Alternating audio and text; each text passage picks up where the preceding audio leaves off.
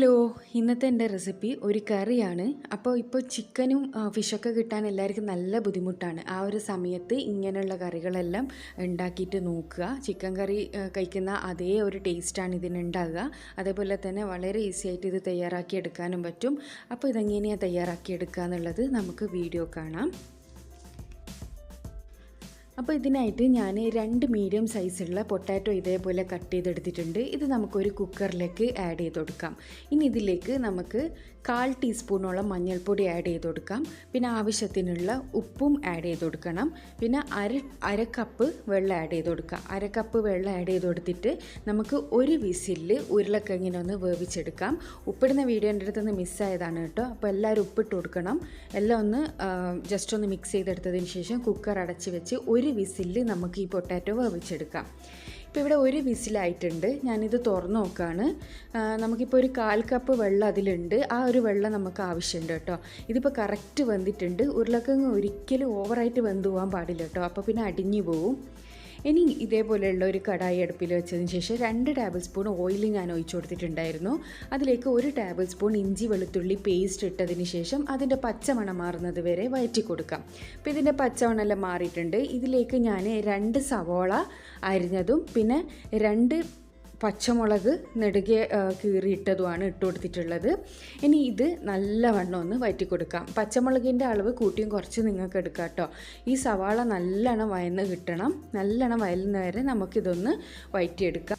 അപ്പോൾ നമ്മുടെ സവാള നന്നായി വയന്ന് കിട്ടിയിട്ടുണ്ട്. ഇനി ഇതിലേക്ക് നമുക്ക് ആവശ്യത്തിനുള്ള മസാലപ്പൊടികൾ ആഡ് ചെയ്യണം. 2 ടീസ്പൂൺ മല്ലിപ്പൊടി ആഡ് ചെയ്യാം. 1 ടീസ്പൂണ് മുളക് പൊടി ആഡ് ചെയ്യാം. അര ടീസ്പൂണ് മഞ്ഞൾപ്പൊടി ആഡ് ചെയ്യാം.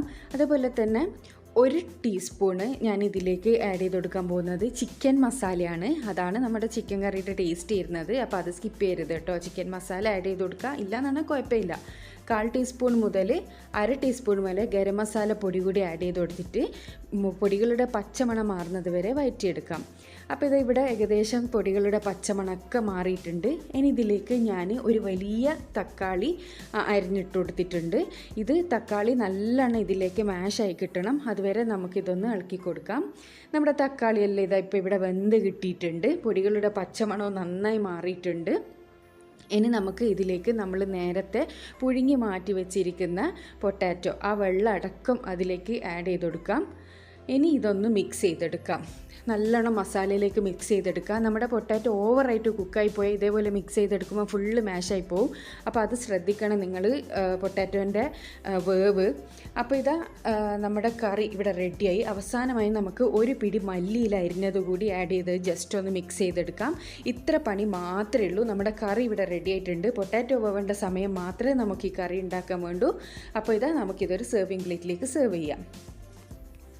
അപ്പോൾ ഇതാ നമ്മുടെ കറി ഇവിടെ റെഡി ആയിട്ടുണ്ട്. പിന്നെ ഇതിലേക്ക് നിങ്ങൾക്ക് കുറച്ചുകൂടി ലൂസ് കൺസിസ്റ്റൻസിയാണ് വേണ്ടതെന്നുണ്ടെങ്കിൽ നിങ്ങൾക്ക് ഒരു അര കപ്പ് ചൂടുവെള്ളം ഒഴിച്ചു കൊടുക്കാവുന്നതാണ്. അപ്പോൾ എനിക്ക് ഈ ഒരു പരുവത്തിൽ ആക്കിയെടുത്തതാണ് ഞാനിത് ചപ്പാത്തിക്ക് വേണ്ടിയിട്ടാണ് സെർവ് ചെയ്യുന്നത്. ചപ്പാത്തിക്ക് കുറച്ചൊരു തിക്നെസ് ആയിട്ട് കിട്ടുന്നതാണ് നമുക്ക് കുറച്ചും കൂടി അടിപൊളിയായിട്ടുണ്ടാകുക.